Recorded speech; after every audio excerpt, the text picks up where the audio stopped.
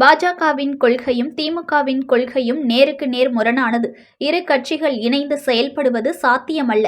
விழுப்புரத்தில் ஜவாஹிருல்லா தெரிவித்துள்ளார். தமிழ்நாடு மீனவர்கள் தாக்கப்படுவது, கைது செய்யப்படுவது சிந்துபாத் கதை போல் தொடர்ந்து கொண்டிருக்கிறது. நாகப்பட்டினம் மீனவர்கள் கைது செய்யப்பட்டுள்ளனர். கைது செய்யப்படும் மீனவர்களின் படகுகள் வலைகளை சேதப்படுத்துவது தொடர்ந்து கொண்டிருக்கிறது.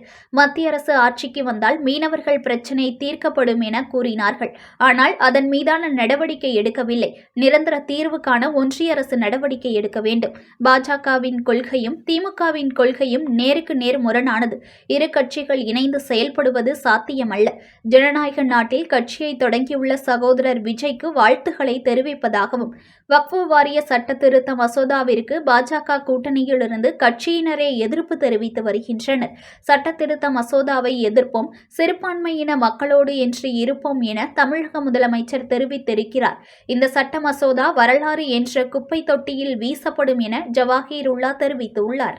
தமிழ்நாட்டில் மனித உரிமைகள், சமூக தொண்டுகள், கல்வி விழிப்புணர்வு என பல தளங்களில் முத்திரை படித்த ஒரு பேரியக்கம் தமிழ்நாடு முஸ்லிம் முன்னேற்றக் கழகம். குறிப்பாக 2004 சுனாமி என்ற ஆழி பேரலை தமிழ்நாட்டில் மிகப்பெரிய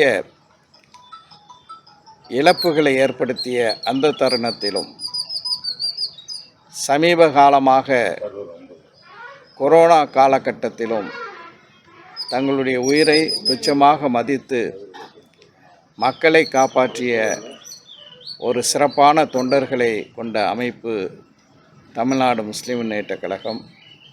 இந்த தருணத்தில் மக்கள் சேவைக்காக தங்களை அர்ப்பணித்து பாடுபட்ட அனைத்து சகோதர சகோதரிகளுக்கு என்னுடைய நன்றியை தெரிவிப்பதோடு, அனைவருக்கும் தமுமுக தொடங்கப்பட்ட இன்றைய தினத்தில் என்னுடைய நெஞ்சார்ந்த வாழ்த்துக்களையும் தெரிவித்துக் கொள்கின்றேன்.